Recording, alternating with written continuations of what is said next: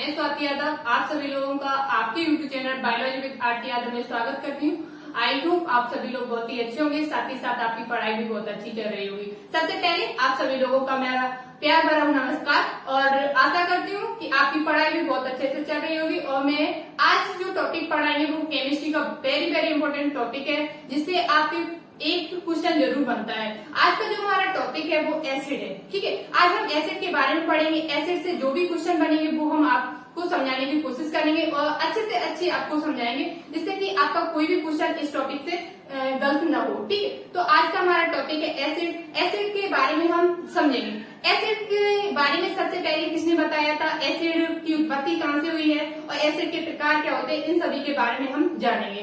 ठीक है, तो एसिड के बारे में सबसे पहले हमें बताया था अर्हेनियस नामक वैज्ञानिक ने। अर्हेनियस नामक वैज्ञानिक ने सबसे पहले ये बताया था कि एसिड क्या होते हैं, इनके बारे में बताया, इनमें क्या पाया जाता है, तो उसके बारे में बताया। अर्हेनियस नामक वैज्ञानिक ने बताया था कि किसी भी यौगिक में यदि H पॉजिटिव है तो उसे क्षार कहते हैं। क्या सॉरी, किसी भी यौगिक में यदि H पॉजिटिव है तो उसे अम्ल कहते हैं, और किसी भी यौगिक में यदि OH निगेटिव पाया जाता है तो उसे क्षार कहते हैं। यदि H पॉजिटिव है तो उसे क्या कहेंगे, अम्ल कहेंगे, और OH निगेटिव है तो उसे क्या कहेंगे, क्षार। सबसे पहले किसने बताया था, अर्हेनियस नामक वैज्ञानिक ने। तो अब बात करते हैं कि एसिड की उत्पत्ति कहाँ से हुई, किस शब्द से हुई। तो एसिड शब्द की उत्पत्ति है वो एसिडस से हुई है, जिसको जो लैटिन भाषा का शब्द है। किस कौन सी भाषा का शब्द है, लैटिन भाषा का शब्द है। एसिडस है वो लैटिन भाषा का शब्द है, जिसका अर्थ होता है खट्टा। अम्ल कैसे होते, अब पता चला अम्ल कैसे होते, खट्टे। किसकी क्यों इसकी उत्पत्ति किससे हुई, एसिडस नामक शब्द से हुई, जो लैटिन भाषा का शब्द है और जो जिसका अर्थ होता है खट्टा। तो वे पदार्थ जो स्वाद में खट्टे होती है। अब इसकी परिभाषा होती क्या, इसकी परिभाषा होती है, यदि हम परिभाषा की बात करते हैं तो इसकी परिभाषा क्या हो जाएगी, वे पदार्थ जो स्वाद में खट्टे होते हैं। आई होप आपको समझ में आ गया होगा और सबको पता भी होगा अम्ल कैसे होते हैं, खट्टे होते हैं। ठीक है, वे पदार्थ जो स्वाद में क्या होते हैं, खट्टे होते हैं। ये सबसे पहले किसने बताया था, अर्हेनियस नामक वैज्ञानिक ने बताया था। ठीक है, और अम्ल रासायनिक अभिक्रिया में क्या करते हैं, H पॉजिटिव आयन के, तो इन्हें रासायनिक अभिक्रिया कराई जाए अम्लों की, तो क्या करते हैं, ये H पॉजिटिव आयन देते। क्या देते, H पॉजिटिव आयन। यदि इन्हें जल में घोला जाए तो क्या देते, H पॉजिटिव आयन। जैसे कि हम बात करते हैं HCl की, तो HCl को जब जल में घोला जाएगा तो क्या होगा, H positive plus Cl negative. इसे जब जल में घोलेंगे तो क्या हो जाएगा, H पॉजिटिव अलग हो जाएगा और Cl निगेटिव अलग हो जाएगा। तो यहाँ से क्या पता चला कि HCl में हाइड्रोक्लोरिक अम्ल है, वो क्या है, एक अम्ल है, तो उसमें क्या है, H पाया जाता है, मतलब उसमें क्या है, H पॉजिटिव है। ये सबसे पहले किसने बताया, अर्हेनियस ने। जिसमें H पॉजिटिव हो वो क्या होते हैं, अम्ल होते हैं। आई होप आपको समझ में आ गया होगा। अब बात करते हैं कि अम्ल जो होते हैं वो नीले, एक क्वेश्चन और बनता है कि अम्ल होते हैं वो नीले लिटमस पेपर को लाल कर देते हैं। क्या कर देते हैं, नीले लिटमस पेपर को लाल कर देते हैं। अम्ल क्या कर देते हैं, नीले लिटमस पेपर को लाल कर देते हैं। अम्ल जो होते हैं नीले लिटमस पेपर को क्या कर देते, लाल कर देते हैं। अम्ल को यदि नीले लिटमस पेपर में परीक्षण किया जाए तो ये अम्ल क्या हो जाते हैं, उस नीले लिटमस पेपर को क्या कर देंगे, लाल कर देंगे। अब बात करते हैं, एक क्वेश्चन यहाँ से भी बनता है कि लिटमस पेपर किसका बना होता है, तो लिटमस पेपर है वो लाइकेन का बना होता है। किसका बना होता है, लाइकेन का। ये भी क्वेश्चन बहुत पूछा जाता है कि लिटमस पेपर है वो किसका बना होता है, वो लिटमस पेपर है वो किसका बना होता है, लाइकेन का बना होता है। आई होप आपको समझ में आ गया होगा। अब हम बात करते हैं अम्ल के उदाहरण देख लेते हैं। अम्ल के उदाहरण की बात करें तो HCl, आप सब लोगों ने हाइड्रोक्लोरिक अम्ल, H2SO4, सल्फ्यूरिक अम्ल, H2SO4 और HNO3 नाइट्रिक अम्ल, इन सब के बारे में आपने पढ़ा होगा। अब हम बात करते हैं कि अम्ल के टाइप के बारे में। सबसे पहले हम अम्ल के टाइप के बारे में अब देखते हैं अम्ल के प्रकार। देखिए, अम्ल की परिभाषा देख चुके, अम्ल के बारे में किसने बताया ये भी हम देख चुके। अब देखते हैं अम्ल के प्रकार। तो अब हम बात करते हैं अम्ल के प्रकार के बारे में। ठीक है, तो अब हम देखते हैं अम्ल के प्रकार। अम्ल को हम दो भागों में बांटेंगे, एक स्रोत के आधार पर, एक H2 तथा ऑक्सीजन तथा हाइड्रोजन की उपस्थिति के आधार पर। ठीक है, स्रोत के आधार पर और हाइड्रोजन और ऑक्सीजन की उपस्थिति के आधार पर हम दो भागों में विभाजित करते हैं। सबसे पहले हम देखते हैं स्रोत के आधार पर। स्रोत के आधार पर अम्ल दो प्रकार के होते हैं, कार्बनिक अम्ल और अकार्बनिक अम्ल। अकार्बनिक अम्ल को ही खनिज अम्ल भी कहा जाता है। कार्बनिक अम्ल क्या होते हैं? वे अम्ल जो जिसमें कार्बन पाया जाती है, ठीक है, वे अम्ल जिसमें कार्बन पाए जाते हैं वो सभी अम्ल क्या कहलाते हैं? कार्बनिक अम्ल। ये जो अम्ल होते हैं कार्बनिक अम्ल प्राकृतिक स्रोतों से मिलते हैं, जैसे आपके पेड़ पौधों से, जीव जंतु से। जैसे अब दूध है, दूध में जो अम्ल पाया जाता है वो लैक्टिक अम्ल होता है। वो कैसा अम्ल है? कार्बनिक अम्ल है। जितने भी प्राकृतिक स्रोत से हमें जो मिलेंगे, जैसे पेड़ पौधों से और जंतुओं से, जीव जंतुओं से, वो सभी अम्ल होंगे वो कार्बनिक अम्ल में आएंगे, ठीक है। और उन सभी अम्ल, वो सभी अम्ल होते हैं वो दुर्बल अम्ल भी होते हैं। कैसे अम्ल होते हैं? दुर्बल अम्ल। कार्बनिक अम्ल को ही दुर्बल अम्ल भी कहा जाता है। दुर्बल अम्ल होते हैं, कैसे होते हैं? दुर्बल अम्ल। कार्बनिक अम्ल होते हैं वो सभी दुर्बल अम्ल होते हैं और ये किससे प्राप्त होते हैं? जीव जंतुओं से, जीव जंतु एवं पेड़ पौधों से। ये जो अम्ल होते हैं वो प्राकृतिक स्रोत, मतलब प्राकृतिक स्रोत में क्या? जीव जंतु, जैसे जीवों से, यदि हम दूध की बात करें तो ये जीव से ही हमें प्राप्त होता है। तो उससे मुझे दूध से कौन सा अम्ल मिलता है? लैक्टिक अम्ल। लैक्टिक अम्ल कैसा है? अम्ल है एक कार्बनिक अम्ल है। और कैसा अम्ल है? दुर्बल अम्ल। लैक्टिक अम्ल कैसा अम्ल है? कार्बनिक अम्ल। और सभी कार्बनिक अम्ल कैसे होते हैं? दुर्बल अम्ल होते हैं। ये हम दुर्बल अम्ल होते हैं, जितने भी दुर्बल अम्ल होते हैं वो हम अपने खाने पीने में प्रयोग करते हैं। सभी दुर्बल अम्ल हम खाने में यूज करते हैं, जैसे लैक्टिक अम्ल है, एसिटिक अम्ल है, कार्बनिक अम्ल है और ऑक्सैलिक अम्ल है। ये सभी अम्ल होते हैं वो दुर्बल अम्ल होते हैं और कार्बनिक अम्ल भी कहते हैं इन सभी को, ठीक है। तो अब हम देखते हैं कार्बनिक अम्ल और अकार्बनिक अम्ल। अकार्बनिक अम्ल वे अम्ल होते हैं जो प्रयोगशाला में बनाए जाते हैं। किसमें बनते हैं? प्रयोगशाला में। अकार्बनिक अम्ल, इसमें कार्बन नहीं पाए जाते हैं और ये जो अम्ल होते हैं वो प्रयोगशाला में बनते हैं। इन्हीं अम्लों को हम प्रबल अम्ल कहते हैं। जितने भी प्रयोगशाला में अम्ल बनते हैं वो बहुत ही प्रबल अम्ल होते हैं। उन सभी अम्लों को हम क्या कहेंगे? अकार्बनिक अम्ल। जैसे कि H2SO4, HCl और HNO3, ये सभी अम्ल कैसे होते हैं? अकार्बनिक अम्ल होते हैं। कैसे होते हैं? अकार्बनिक। इन सभी अम्लों को हम प्रयोगशाला में बनाते हैं, ठीक है। अब बात करते हैं हाइड्रोजन और ऑक्सीजन की उपस्थिति के आधार पर इन्हें दो भागों में बांटा है, हाइड्राउन और ऑक्सीजन। हाइड्राउन क्या होते हैं? जिसमें हाइड्रोजन पाई जाती है, ऑक्सीजन नहीं होती है, उन सभी को क्या कहते हैं? हाइड्राउन। और ये हाइड्राउन होते हैं उनमें हैलोजन समूह के तत्व पाए जाते हैं। कौन से? हैलोजन समूह के। हैलोजन समूह के कौन कौन से तत्व होते हैं? क्लोरीन, ब्रोमीन, आयोडो, ठीक है, आयोडीन। ये सभी जो होते हैं वो हैलोजन समूह के तत्व होते हैं। उन्हीं से जो बनता है अम्ल वो हाइड्रा अम्ल कहलाता है, ठीक है। हैलोजन समूह से जो अम्ल बनेंगे हाइड्रोजन के साथ संयोजित होकर के, उन्हीं अम्लों को हम कहेंगे हाइड्रा अम्ल। क्या कहेंगे? हाइड्रा अम्ल।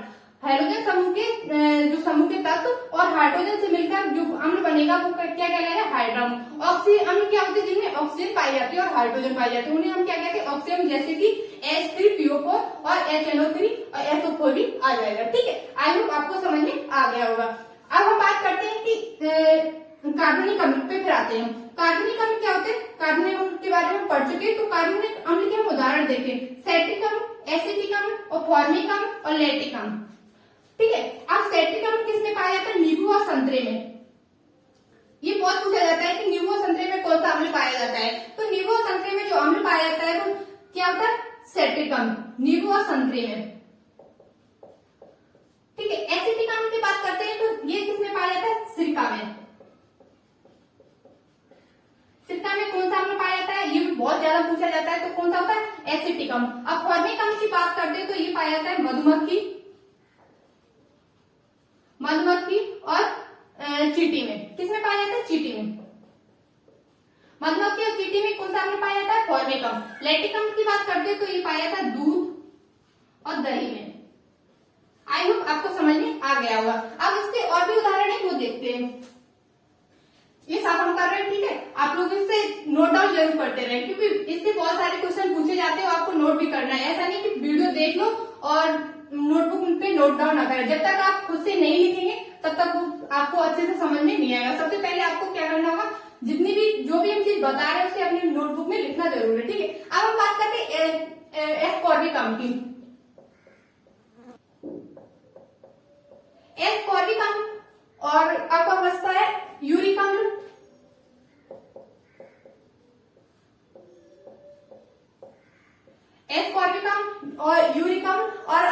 ऑक्जेलिक अम्ल,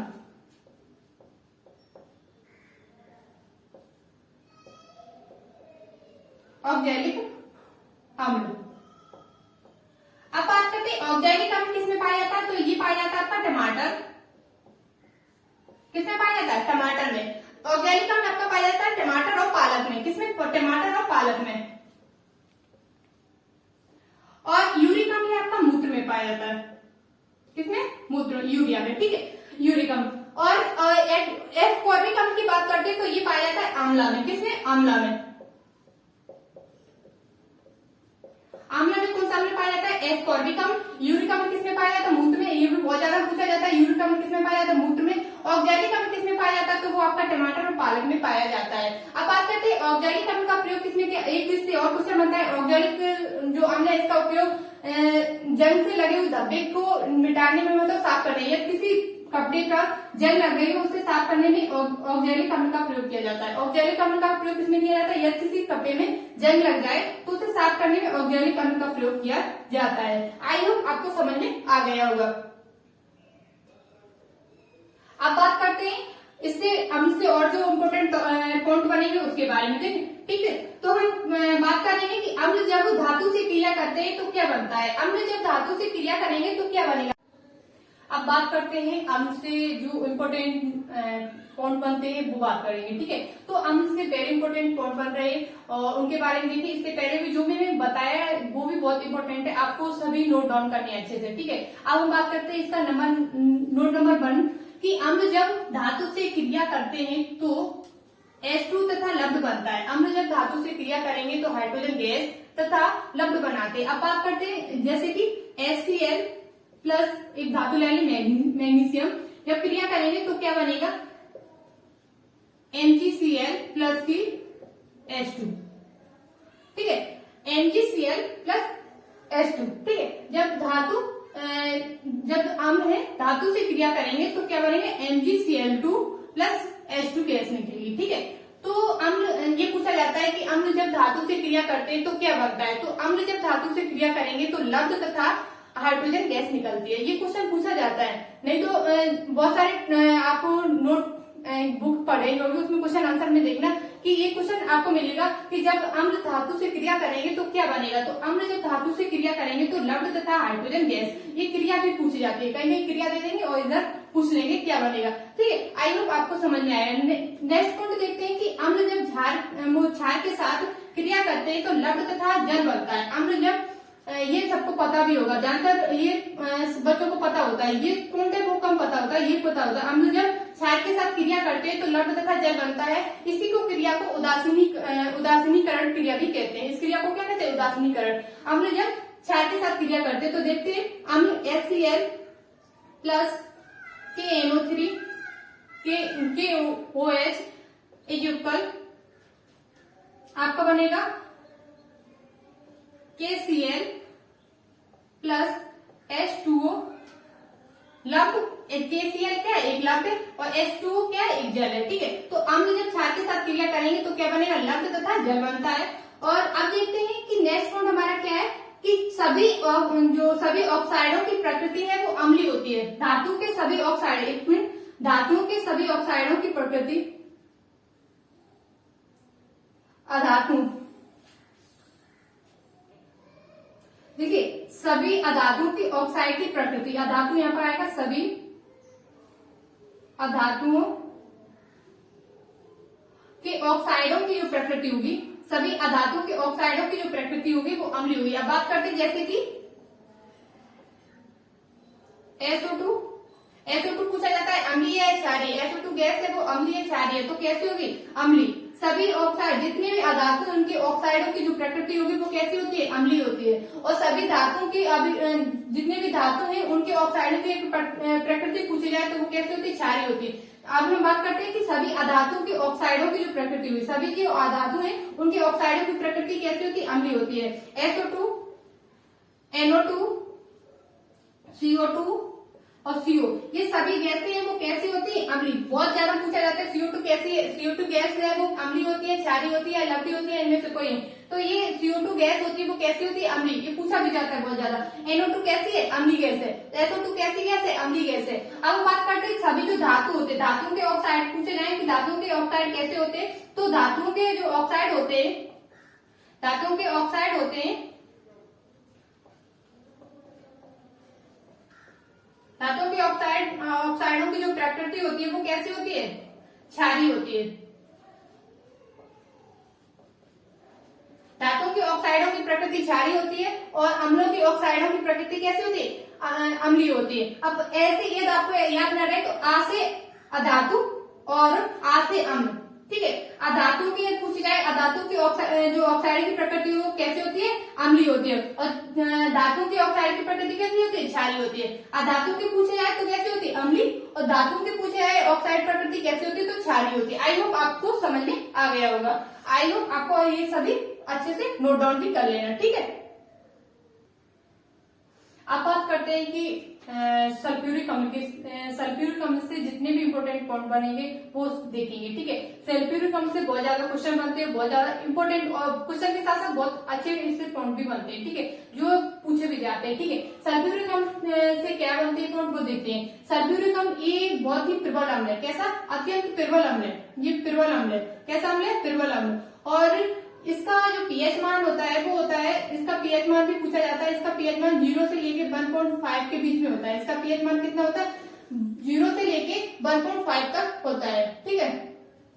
इसका जो पीएच मान है आपको दिख नहीं रहा ऊपर, ठीक है। इसका जो पीएच मान होता है वो होता है 1.0 से लेकर 1.5 तक, ठीक है। इसका पीएच मान होता है वो 0 से लेके 1.5 तक भी होता है, और ये एक अत्यंत प्रबल अम्ल भी है, ठीक है। इसे अम्ल को गंधक का अम्ल भी कहते हैं। क्या कहते हैं, गंधक का अम्ल भी कहा जाता है। इस अम्ल को क्या कहा जाता है, गंधक का अम्ल भी कहा जाता है। ये भी पूछा जाता है गंधक का अम्ल किसे कहते हैं, तो सल्फ्यूरिक अम्ल को कहा जाता है, ठीक है। नेक्स्ट पॉइंट है कि अम्लराज अम्ल को कहा जाता है। किस अम्ल को अम्लराज कहा जाता है, तो सल्फ्यूरिक अम्ल को अम्लराज भी कहा जाता है। नेक्स्ट पॉइंट हमारा बनता है, इसका उपयोग है औद्योगिक स्तर पर सबसे ज्यादा किया जाता है। सबसे ज्यादा किस अम्ल का प्रयोग औद्योगिक स्तर पर किया जाता है, तो सल्फ्यूरिक अम्ल का किया जाता है। नंबर 4 इसका पॉइंट बनता है कि इसका उपयोग है वो लेड बैटरी बनाने में भी किया जाता है। लेड बैटरी के बनाने में किसका उपयोग किया जाता है, तो सल्फ्यूरिक अम्ल का किया जाता है। लेड बैटरी में किसका उपयोग किया जाता है, सल्फ्यूरिक अम्ल का किया जाता है। नेक्स्ट पॉइंट बनता है कि इसे ऑयल ऑफ विट्रियोल भी कहा जाता है। ये वेरी इंपॉर्टेंट पॉइंट है, ये बहुत ज्यादा पूछा जाता है कि ऑयल ऑफ विट्रियोल किसे कहा जाता है, तो सल्फ्यूरिक अम्ल को कहा जाता है। लेड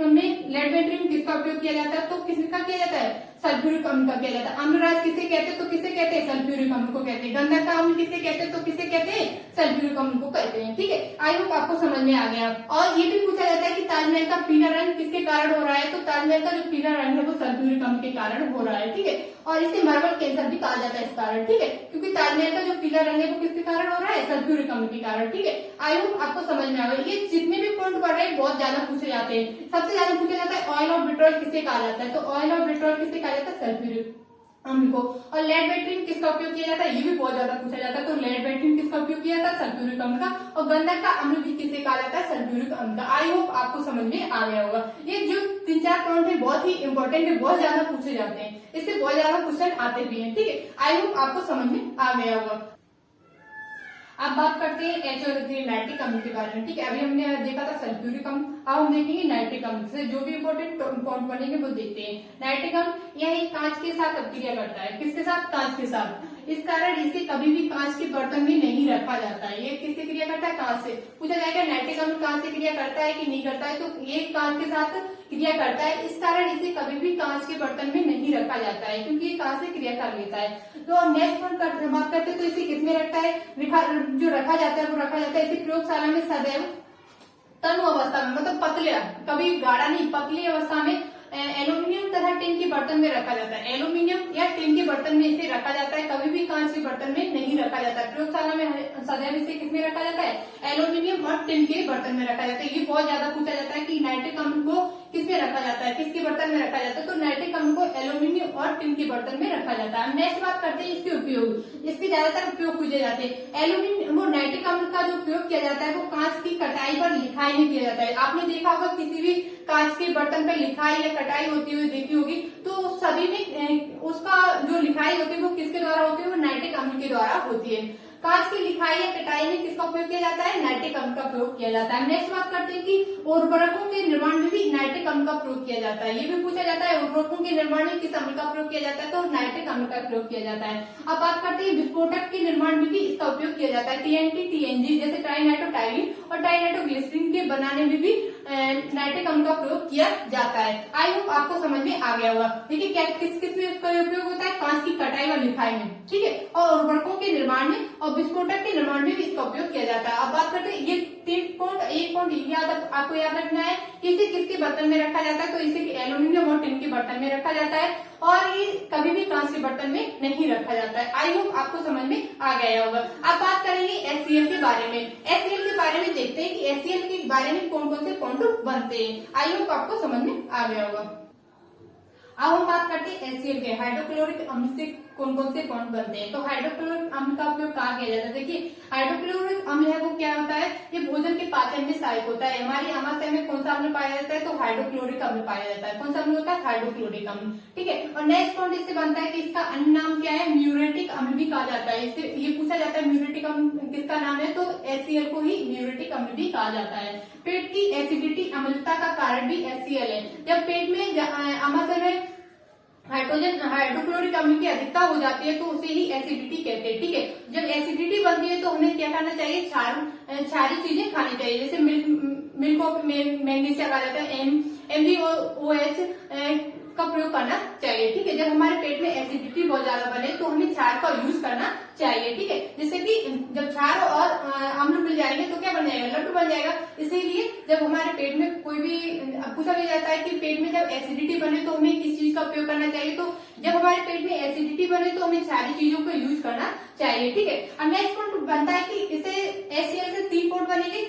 ये क्या भोजन के पाचन में सहायक होता है। जब हमारे पेट में HCl न हो तो भोजन जो हम एक बार भोजन खाते हैं, दिन में 3-4 बार हर कोई खाता है, 2-3 बार, ठीक है। तो वो यदि हमारे पेट में HCl ना होता वो एक बार का भोजन हमारा शरीर हजारों साल नहीं पचा पाता। HCl के कारण ही हमारे पेट में जो भोजन है बहुत जल्दी पच जाता है। 3-4 घंटे के बाद भोजन हमारा पच जाता है, वो HCl के कारण ही होता है, ठीक है। तो ये क्या करता है? भोजन के पाचन में सहायक होता है और इसका अन्य नाम है म्यूरेटिक अम्ल है। और ये क्या करता है? यदि हमारे पेट में HCl की अधिकता हो जाती है तो इसे अम्लता जैसे एसिडिटी भी कहते हैं, ठीक है। आई होप आपको समझ में आ गया होगा। अब बात करते हैं बोरिक अम्ल। ये एंटीसेप्टिक अम्ल है। कैसा अम्ल है?